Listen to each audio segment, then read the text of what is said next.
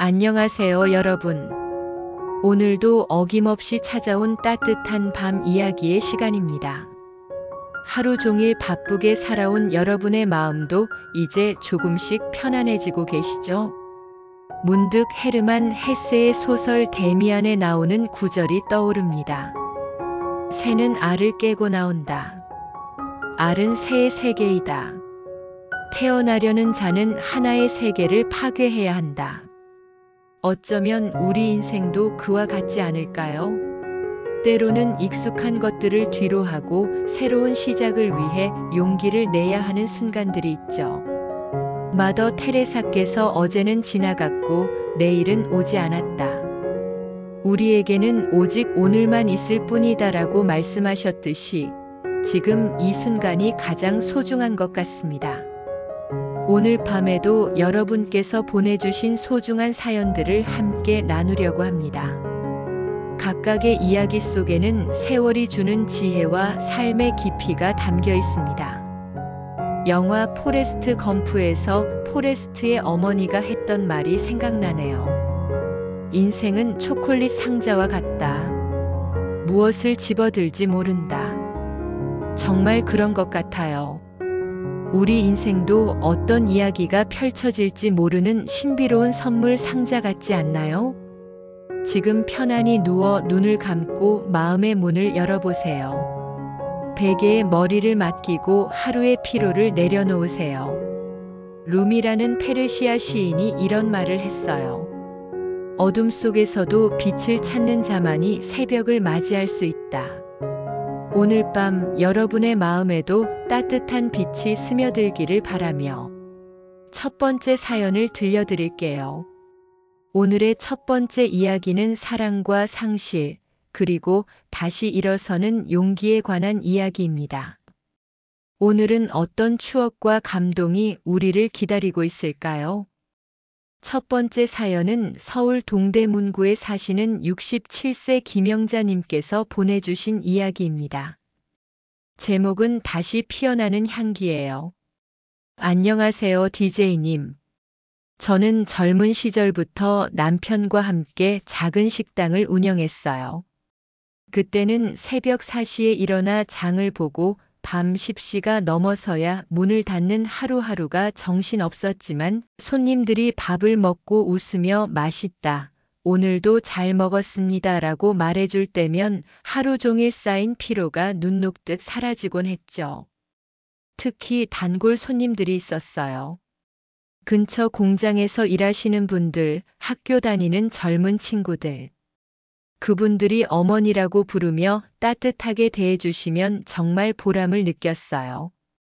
저희 식당은 작았지만 그 안에는 정말 많은 사랑이 있었거든요. 그런데 5년 전 남편이 갑자기 쓰러졌어요. 병원에서 한 달을 버티다가 결국 먼저 세상을 떠났습니다. 식당도 문을 닫을 수밖에 없었고 갑자기 삶이 텅 빈 것 같았어요. 매일 아침 일어나도 할 일이 없으니까 시간이 얼마나 길게 느껴지는지 모르겠더라고요. 그런 일상이 3년 정도 지났을 때였어요. 어느 봄날 옛 단골 손님 중 한 분이 저를 찾아왔어요. 그분은 예전에 대학생이었는데 이제는 결혼도 하고 아이도 있는 아버지가 되어 계시더라고요. 그분이 제게 이런 말을 하시는 거예요. 어머니, 제가 대학 다닐 때 정말 힘들었거든요. 집이 어려워서 하루 한 끼도 못 먹을 때가 많았는데 어머니가 몰래 반찬을 더 주시고 공부하라고 따뜻한 차도 끓여주셨잖아요. 그 덕분에 제가 그 시절을 버텼고 지금 이렇게 행복하게 살고 있어요. 그러면서 손편지와 함께 작은 꽃다발을 건네주시는 거예요. 편지에는 어머니 덕분에 인생의 맛을 알게 되었다고 쓰여 있었어요.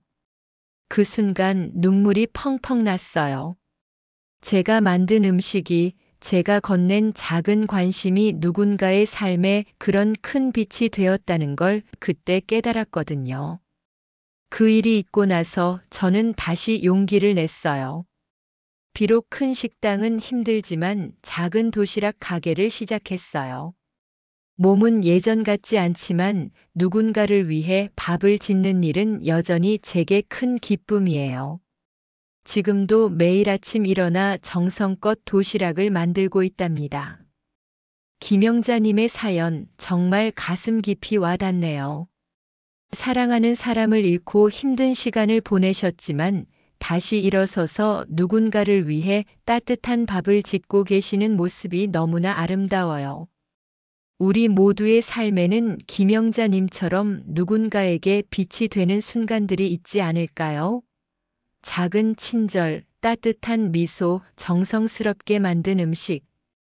그런 것들이 누군가의 인생에 큰 위로가 되고 힘이 되는 거겠죠. 지금 이 시간을 듣고 계시는 여러분도 그런 순간을 떠올려 보세요. 여러분이 누군가에게 베푼 작은 친절이 혹은 누군가가 여러분에게 베풀어준 따뜻함이 떠오르시나요?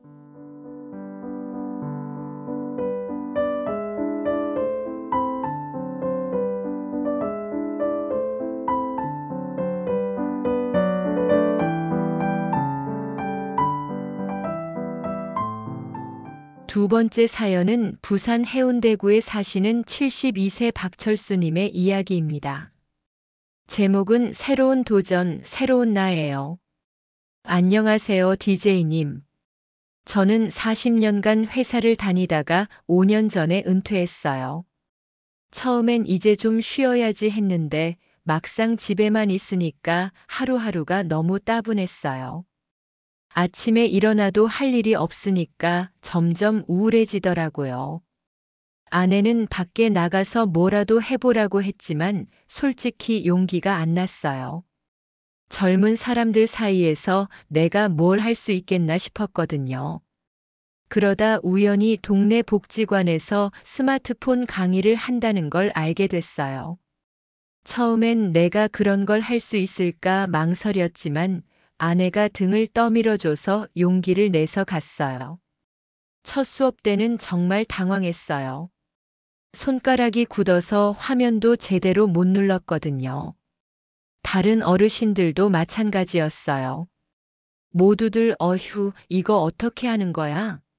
하면서 헤매고 있었죠. 그런데 강사님이 20대 젊은 분이었는데 정말 친절하게 가르쳐 주시더라고요. 제가 몇 번을 틀려도 할아버지 괜찮아요. 천천히 하면 다 할 수 있어요 라며 웃어주시는 거예요. 그 말에 용기를 내서 하나씩 차근차근 배웠어요. 처음엔 전화 거는 것도 어려웠는데 몇 주 지나니까 문자도 보내고 사진도 찍을 수 있게 됐어요. 그리고 몇 달 후에는 카카오톡도 배웠죠. 지금은 어떤지 아세요? 유튜브로 옛날 가요도 듣고 손주들과 카톡으로 사진도 주고받아요. 얼마 전엔 손주가 새로 산 옷을 입고 찍은 사진을 보내왔는데 제가 예쁘다고 답장을 보냈어요. 그랬더니 할아버지 진짜 멋져요. 요즘 카톡도 잘하시고 이모티콘도 쓰시고 라고 하더라고요. 그 말 한마디가 저한테는 정말 큰 힘이 됐어요. 새로운 걸 배우는 게 이렇게 즐거울 줄 몰랐거든요.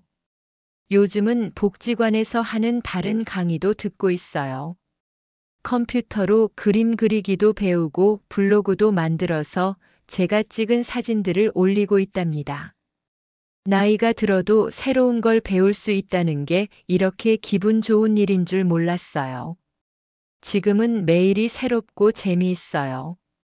혹시 저처럼 뭔가 새로운 걸 해보고 싶지만 용기가 안 나는 분들이 계시다면 꼭 한번 도전해 보세요.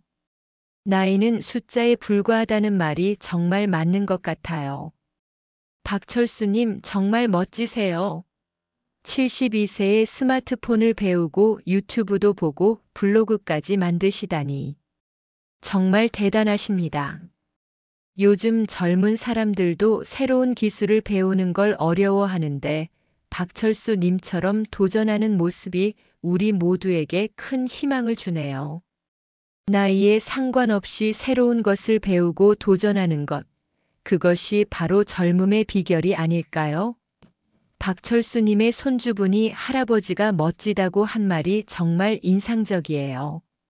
여러분은 요즘 새롭게 도전해보고 싶은 게 있으신가요? 혹시 나이가 들어서 뭘 하겠어 하고 포기하고 계신 건 없으신가요? 박철수님의 이야기를 들으니 지금이라도 늦지 않다는 생각이 드네요.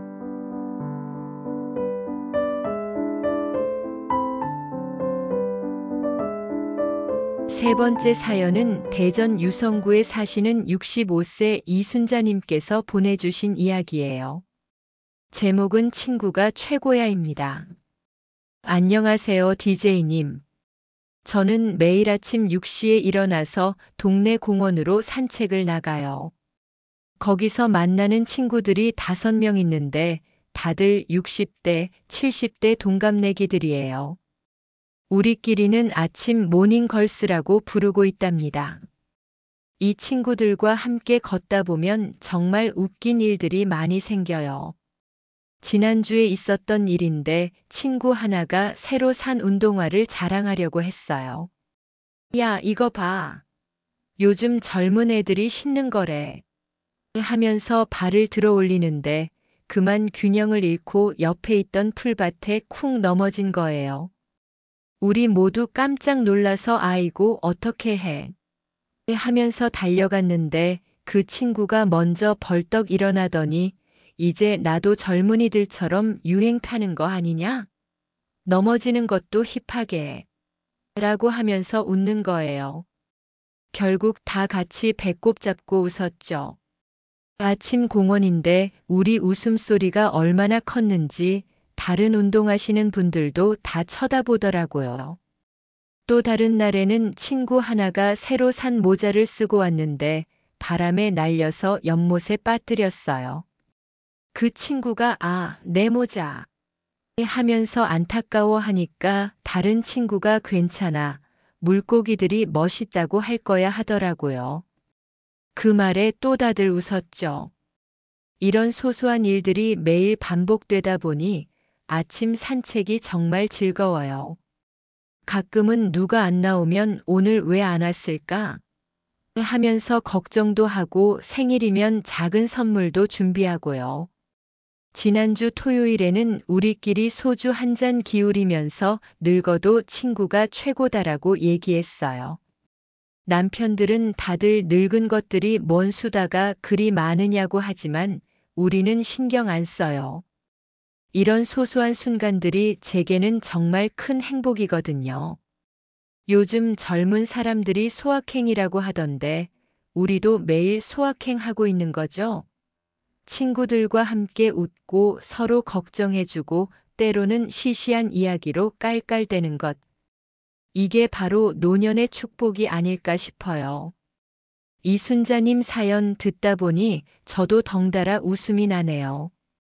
특히 젊은이들처럼 유행 타는 거 아니냐? 넘어지는 것도 힙하게. 라는 부분에서는 정말 빵 터졌어요. 아침 모닝걸스라는 이름도 너무 귀여우시고 연못에 빠진 모자를 보고 물고기들이 멋있다고 할 거야 라고 하신 분도 정말 위트 있으시네요. 친구들과의 소소한 순간들이 얼마나 소중한지 이순자님의 이야기를 들으니 정말 공감이 돼요. 나이가 들어도 함께 웃고 함께 걱정해줄 친구들이 있다는 건 정말 큰 축복이죠. 여러분도 이순자님처럼 함께 웃을 수 있는 친구들이 계시나요? 혹시 요즘 친구들과 소원해지셨다면 용기 내서 먼저 연락해 보시는 건 어떨까요?